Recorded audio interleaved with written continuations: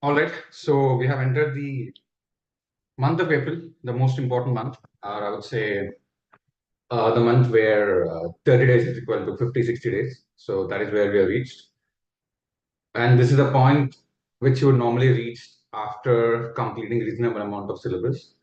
And as is now, like as on April 2nd, it would not matter much how much is done, how much is not done, because we're only looking at how can you maximize your score in such a way that it crosses 50 plus on average, 40 plus for each paper. That's it. So the correlation between syllabus completion and your scoring is further reduced because you don't have time in the regular route. So in your mind, remove that as a necessity, remove that as a need, whether it's psychological or emotional. Don't focus purely on syllabus completion. So when I'm saying don't focus on syllabus completion, let's look at what should we focus on. Please let me know if you're able to see the screen.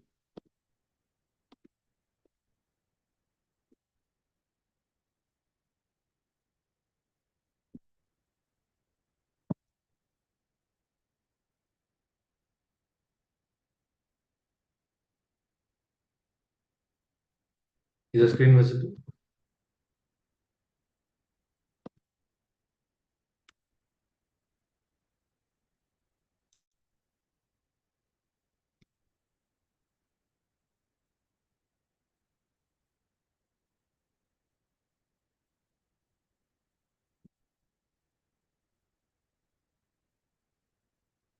Okay, guys.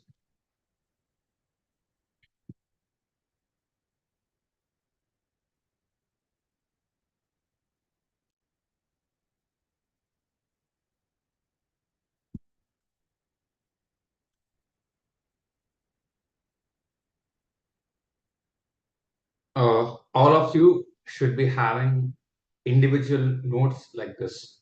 When you write a particular exam, you should be able to clearly understand what are the top 4 or 5 mistakes which are being committed. These are the exact mistakes which you are going to make in the main exam. So from here onwards, for example, for the same paper, different students have made different mistakes, and most of them are common. So this is how we have been tracking and creating the summary of the mistake tracker into this format. So at an individual level, you need to know when you're thinking about paper X, when you're thinking about audit, when you're thinking about financial management, what are the most common mistakes which I'm doing? What are the most common mistakes I'm doing? Because I have reasons to believe that you have enough subject to cross 40 plus. 40 is right there because 18 in MCQ and 20 by 70, 22 by 70 in your descriptive or theoretical will get you those 40. So even if 35 to 40% of the syllabus is done reasonably, you can still score 40. The first 40 is easy. From there again, the next 10 or 12 is not as easy as we think. But the first 40 is definitely on the cards, especially when we have MCQs occupying 30% of the syllabus. So tomorrow, when we are meeting, I clearly want this from all of you. Now, how we synthesize it, how we prepare it, that's a different story. I'll share all of this insights to everyone. But when you are coming in tomorrow, for all the papers which you're writing it, I need at least 5 to 6 specific and clear-cut mistakes. When I say mistakes, don't write dumb and idiotic mistakes like lack of conceptual clarity, lack of revision. These are all idiotic insights. They are absolutely useless. It has to be very clear and specific and precise because there are only 3 things why students may not clear. One is not completing syllabus, or not able to revise, not able to write. So these are very generic and vague. We want things which are very, very specific. For example, in this question, the mistake is actual units versus expected units. In this case, net capex versus incremental capex. So there are always mm, there is always a decision to be taken. That's where you make a mistake. When there is no decision to be taken, it's plain vanilla. Most likely it will be like an error of omission. But generally, 99% of the cases, it is always when you have to choose between X and Y. Should I apply this? Should I choose this? Should I change this? Should I write this? So put versus call. So most of the time, this is all about X versus Y, which actually means you remember it, but you don't remember it precisely. You don't remember it sharply enough to decide and go for it. So the same MCQ objectivity, in MCQ, you'll have X amount of objectivity, right? I have to clearly identify A or B or C or D. Similarly, when you're writing an answer specifically, you have to similarly identify, and for that to for you to identify and think about all the options in your mind, you need to have a range of options that you should even consider this, because a lot of times you're not even knowing that this has to be considered. Sometimes the question is whether it is a choice. Okay, should I choose this or should I choose that? Many of the time, if you're not done the index mapping properly, if you don't have the complete idea of the entire topics, what will happen? You think there is only one option. You're only thinking of option A. You're not even considering it. There is a possibility that option B is there, option C is there. So this is far more dangerous. So it is very, very, for example, date of acquisition versus date of measurement.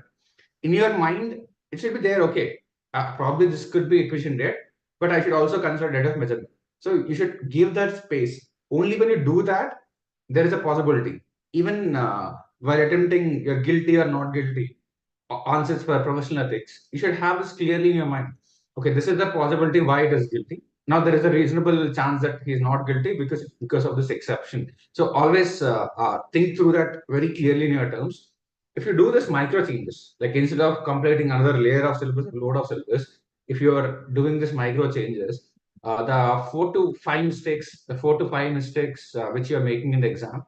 See, for this paper, if these mistakes are not done, if these mistakes are not done, you can see another 6 to 7 marks easily with the same subject and with the same approach, with the same attempt, everything given the same, because of your presence of mind in the exam, because of having attention in the given situation, you will be able to clearly improve this. Okay, so is this clear? Is the task clear for you tomorrow? Is this clear? If it's clear, please type clear for each and every subject. For each and every subject, those who are done, it's fine. Those who are not done, for the recent MTPs, we want a singular message or text in a single page where you're writing 5 mistakes, 1, 2, 3, 4, 5 for each paper, 5 mistakes, which are very specific and precise. Okay, fair enough. I think the message got communicated. Yeah. Now,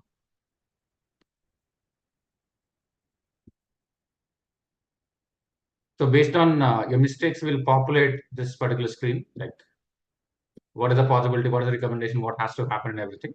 But in general, I'll just share few things.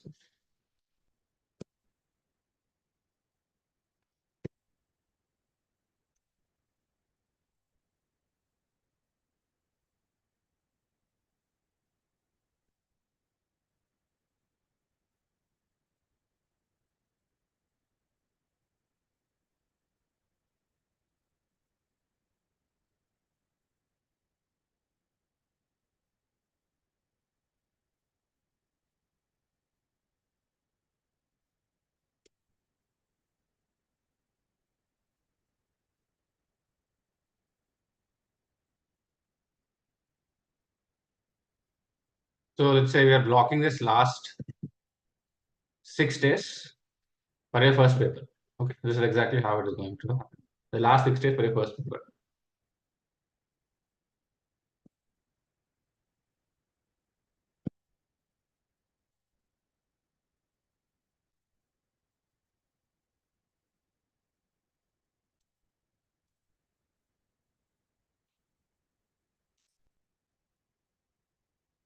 Also, the first 4 days or 3 days for your first paper here.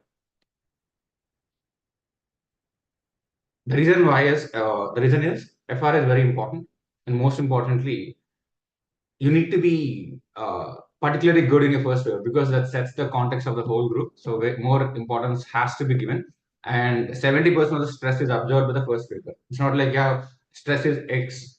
3 papers is not 33%. The first paper itself has 70%. So in order to cancel out that stress, in order to remove the unnecessary stress, it's important that we put in that extra effort to make sure the first paper goes well. Okay, this is what it is going to happen. And once it is done, we can place SFM here for 4 days. 50-hour challenge is what I'm talking about. So when you do this SFM here,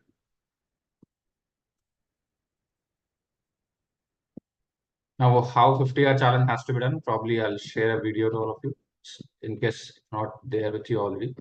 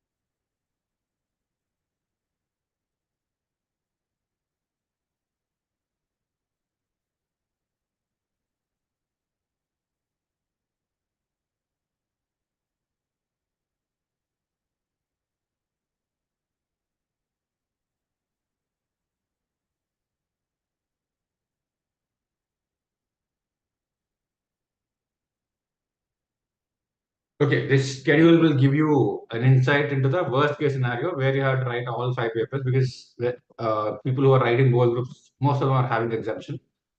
Instead of PON subject here, you can add IBS in case you are writing 6 papers. Okay, this is exactly how you can build a schedule.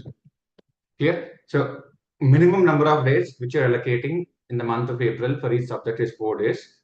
In case you're writing only one group, it's going to be 8 days. And even when you're preparing for second group, let's complete everything by April 30th. Let's use the bonus days differently, the extra days, 1 week to 9 days differently for group 2 people. But this is exactly what you keep in your mind when you're having both the groups. For example, if you're having both the groups, this is exactly how I want it to happen. You're doing 2 cycles instead of 1 cycle. Okay, so roughly it's a replication of what has to happen twice. 50-hour challenge is twice instead of 8 long days or 9 long days. It is single switch. So this is exactly how we are proceeding forward. So the specifics, the preciseness, the day-wise breakup, and everything is what we are going to discuss tomorrow. So today, tomorrow, I wanted to quickly go through FR, especially the macro topics of consolidation, business combination, consolidation, financial instruments, and your India is 115. All the major chapters are macro chapters where there is decent weightage. Start working on that. And from tomorrow, I want you to go into rigid schedules. And I say rigid schedules, let's say 4 days, how do you complete audit in 50 hours? We'll give you a particular schedule. You follow it as it is. That's it. Because it is no longer about what you know, what you don't know. It is all about what has to be done for the main exam. Anyways, you have to revise everything. So there are certain chapters which will give you added advantage. So we are following that particular process. Okay. So one is if you're writing one group, 50-hour challenge, 2 cycles. If you're writing both groups, only 1 cycle of 50-hour challenge. That is exactly how it is going to be. So is this clear, guys?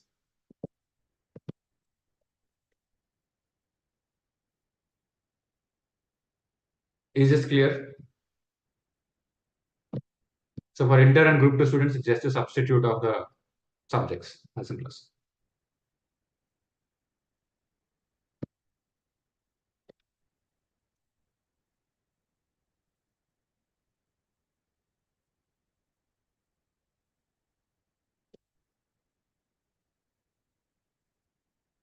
Okay, so I'm expecting you to complete this properly. The observation is very, very important.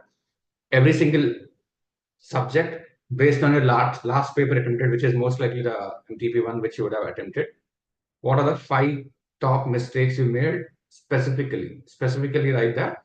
After that, you can write general observations. Then you can write a general observation. Okay, I should complete the syllabus more. I should have revised better, or I should have written more exams. So whatever you think should be done, write it. But in general, 5 observations. Okay, this is exactly what I would need when we meet at 6 o'clock tomorrow. Thanks for joining us today, and have a great day. Thank you.